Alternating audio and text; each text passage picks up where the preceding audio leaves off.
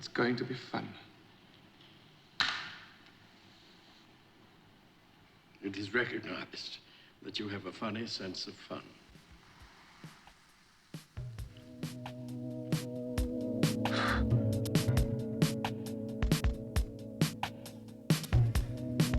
On our side of politics, it's in vogue and very popular to despise the normie, and that's because our form of politics are, by today's definition, considered radical. Now, obviously, radical is a relative term. 100 years ago, our political positions would have been seen as completely normal and well-adjusted, but just due to circumstance, our ideas are radical.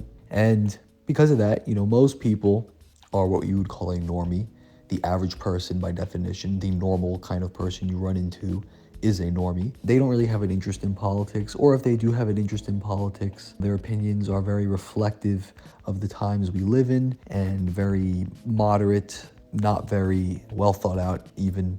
But regardless, it's natural, and I've been like this for years, and many people are like this. Some people figured out what I'm about to explain, but a lot of people don't. They resent the normie because your average interaction with them is maybe you'll bring up a political point and they'll start talking about sports or something completely base and superficial. Or you'll bring up a political point and they will, retort with a watered down, moderated version of that point. I mean, what's a classic example of this?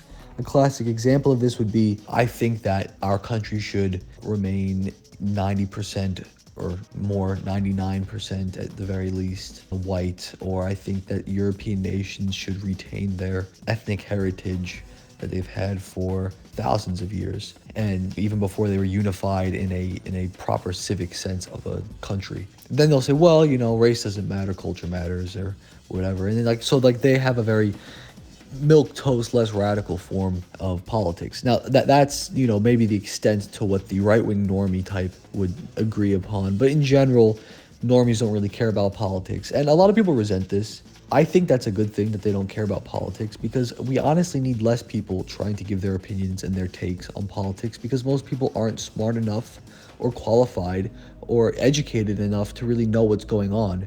And it took me many years, even as a right-winger, to really mature in my beliefs and see things in a more, I don't want to say moderate, but I would say a more realistic way. Now, you see the normie, and this is what I want to talk about. Now, the normie, or normies as a whole, there's actually a great potential there with them, because the thing is, most normies aren't very good at thinking, and that's okay. They're not supposed to think. It's actually better that they don't, as I've kind of explained before. It's not necessarily their strong suit. Now, I want to tie this into Carl Schmitt just a little bit. I'm not going to go off on a large tangent about Schmitt because I don't want to overcomplicate the message that I'm trying to get across more than I have to. But, Schmitt has this idea in his book, Political Theology, and this idea is called the homogeneous medium. Now, the homogeneous medium is kind of this idea that there is a common state of affairs within a society that applies to people, how they act, what they believe, what they want, all those things. Now, in order for law to be applied to a civilization, it presupposes at least a notion of a common state of affairs amongst society.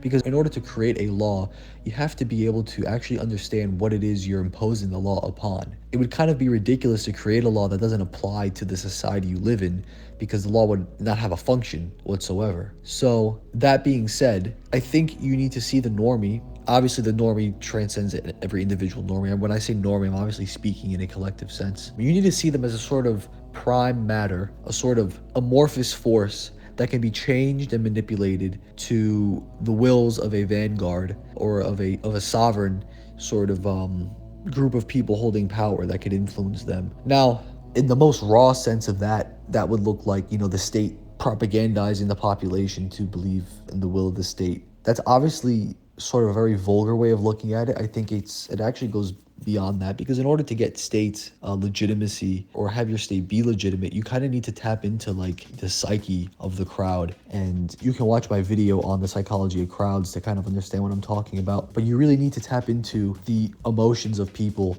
and the proper emotions of people, and then see what they want, and then use that to sort of get them to support you. Now, that might seem like a cynical and evil thing to do, but it's just how politics works. It's not necessarily evil or good. It can be used for evil or good. It's just a tool. So you need to basically win the normie over to your side. They don't need to be completely well read. We shouldn't be expecting these people to read Carl Schmitt or Hegel or anybody like that. They just really just need to get the basic gist of things and then tap into what matters to them. So for example, when you're talking about immigration, most normies don't need a large philosophical exposition of arguments against immigration. The normie really only cares about his immediate interest. Now, for most people, what is their immediate interest? It's going to the supermarket, just going through their day-to-day life. Well, you could tap into that interest and say, well, this is how immigration affects that.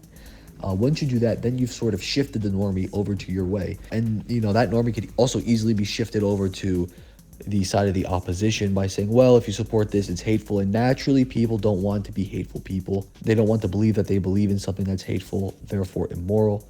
So they could also be swayed into supporting immigration on the basis that they don't want to be hateful. So that being said, yes, the normie is kind of a midwit, kind of annoying to talk to, not very stimulating to talk to if you are somebody who is interested in these kinds of topics. And that's definitely understandable that you would be frustrated. And oftentimes I've been frustrated. It's cost me a lot of friendships even. There's very few people that I can consider real friends and people that I can have a good conversation with because of this. And that doesn't bother me, that's just how it is. But I think that if you understand that the normie has a function in society, that they aren't meant to be like radicals, that they're really meant to just kind of go with the flow, then you begin to understand that, well, instead of trying to make the normie like me, I'm just going to make the normie fit into the flow that I am trying to create.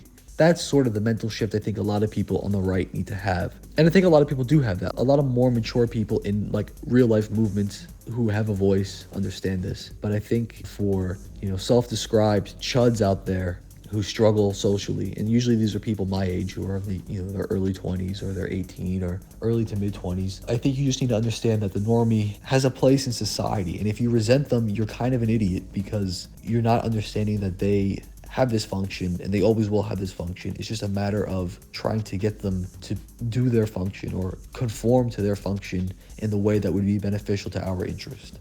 That's all I have for you guys today. There will be more videos in the future that are more in depth about these topics.